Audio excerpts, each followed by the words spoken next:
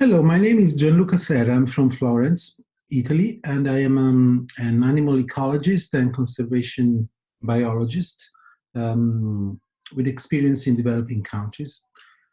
I'm now sharing my screen with you. And here is my presentation. I'm talking about indigenous ecological knowledge, either local or traditional, in the field of conservation of globally threatened fauna species. So indigenous and local traditional knowledge of biodiversity is perhaps the oldest scientific tradition on Earth. We define local ecological knowledge, as the exponential knowledge derived from lived interactions with local environments, versus the traditional ecological knowledge, tech, that is the knowledge that is passed down, handed down through generations by cultural transmission. And then versus the scientific ecological knowledge, Western knowledge, SEC. So the use of the pioneering use of local traditional ecology in ecological research and biodiversity conservation is documented in the period as early as the 80s and 90s, but more systematically and more regularly, it took place during the past 2 decades, 2000, 2020. The most common use of tech is assessing distribution of wildlife and biodiversity hotspots within landscapes, monitoring population trends, management of natural resources over time. Despite inertia and reluctancy by academic circles, there has been a definite growing body of work supporting tech and LEC, and a positive trend in accepting its use integrated with the scientific knowledge. I am here reporting about a more focused field of application, that is search monitoring and research on species with low density or cryptic and elusive behavior. Low density can be either natural, like in the case of large-sized carnivores, or human-induced, like threatened species with extinction. The chart below is showing that the peer-reviewed published papers in this field has been growing exponentially, with the most of the papers that went out during the past 5 years. So the use of this knowledge in this field is has been growing recently. I am providing evidences that a careful interplay and integration of tech with the Western scientific approach can produce substantial achievements in terms of conservation of threatened and rare species. I have to report about 2 case studies which I have directly experienced in 2 very different landscapes and context, different from a geographic, ecological, and cultural point of view. One, it's in the arid steppe of the Near East in Syria, inhabited by the last indigenous nomadic herders. And the other one is in the tropical rainforests of Samoa and Polynesia that are ancestrally controlled and preserved by the local villagers of the archipelago. Let's start with the first case study. Syria. This is the Syrian steppe, and the people at the bottom to the right, they're the last indigenous Bedouins. So in Syria, we have been working with this species, that is the northern mole ibis, Geronticus eremita, that is known locally as Anug, listed as critically endangered up to 2015.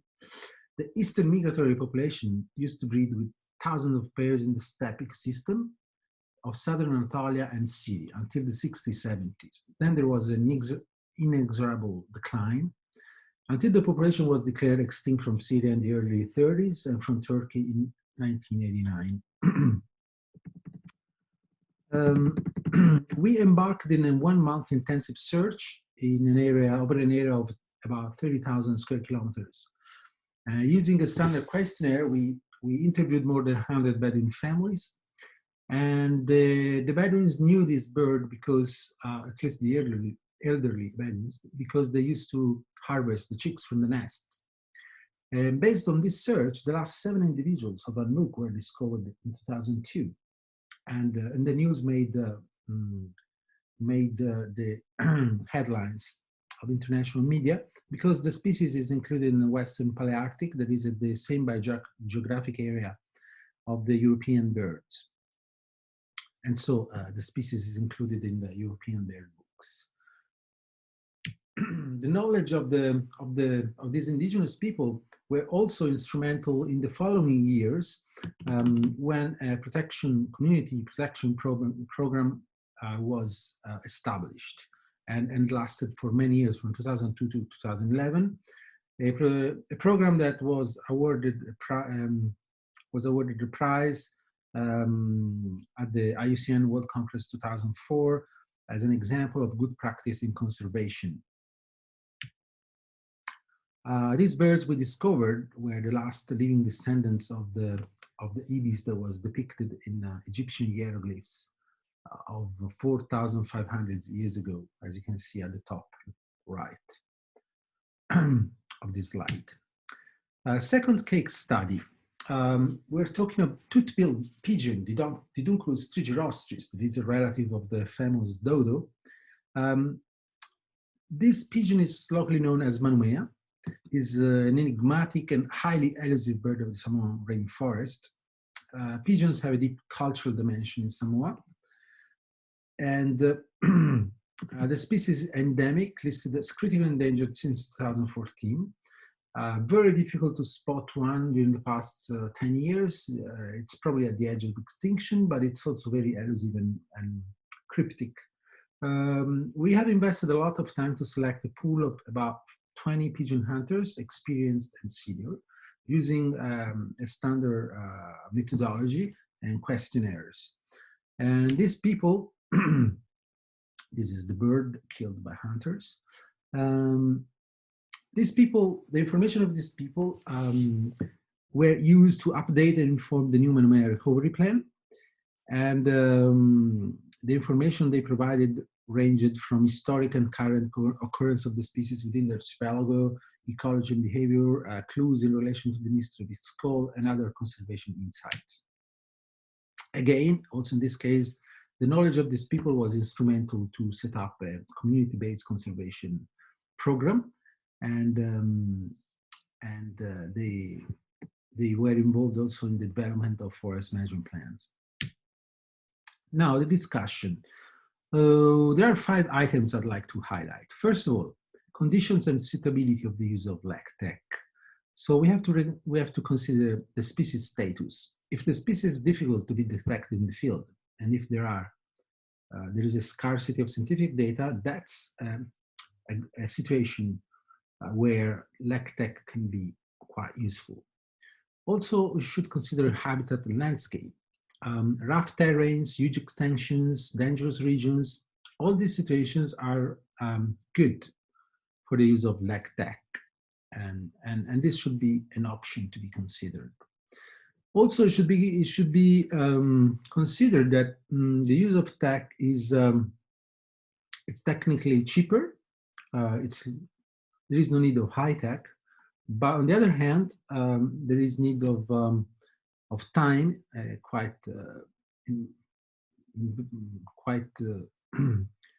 long time invested, and it's socially intensive, and it should be also a multidisciplinary approach.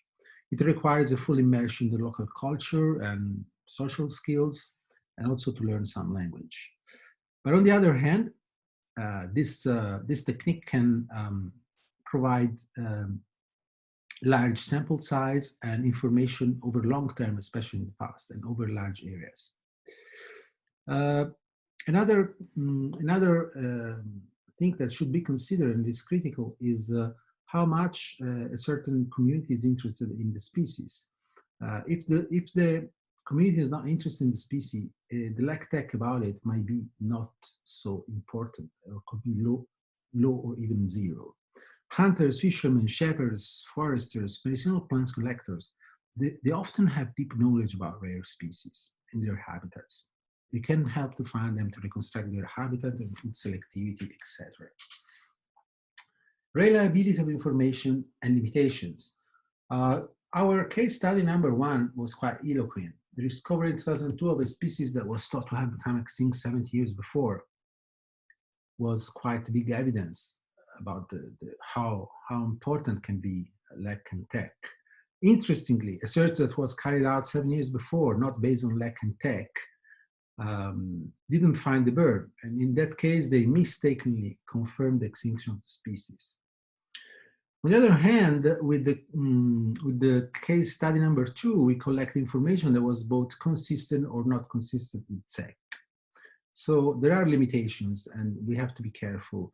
There is an important work that was done in 2010, Sinclair et al., that is saying, that was running in Melanesia on megapods. It's basically saying that the value of tech is mainly observational and not interpretational. Actually, tech and LEC should be used in parallel and on a complementary level rather than being integrated with SEC. Methodology is very important, should be scientifically robust, so that what is sometimes dismissed as anecdotal information can be turned into valuable scientific and crucial conservation data. The methodology should be culturally sensitive and should be scientifically rigorous so that the tech can be decoded.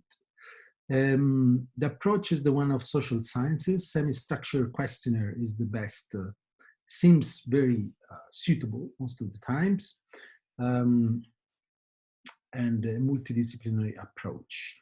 Informal talking is also very important, especially during field missions.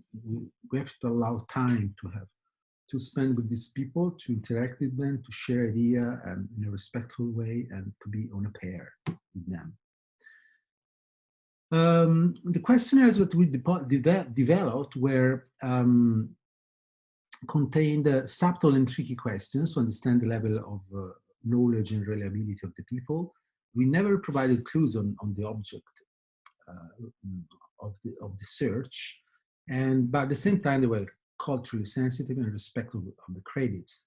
Sometimes we realized that we could not use image, not at least at the beginning, because in some culture they're not accustomed to use depictions and books and images. Then of course, use of tech is very